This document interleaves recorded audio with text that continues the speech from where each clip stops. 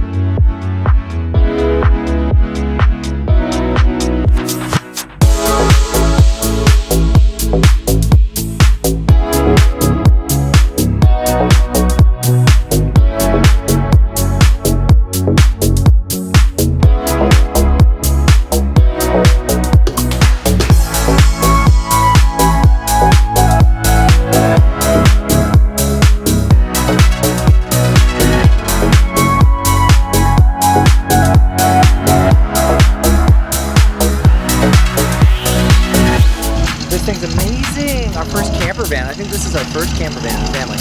It's a 1983 Dodge. I think it's a B250 or something like that because it's still 5-lug.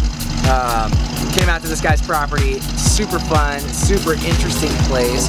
Also just scored 3 campers for free. Beautiful, like an Aristocrat, a Shasta, and a beautiful candy ham with gorgeous, like original wood. Only a little bit of water damage. It's pretty gnarly what we were able to come up on today. So we're excited. It has no plates on it, so hopefully your boys don't get arrested.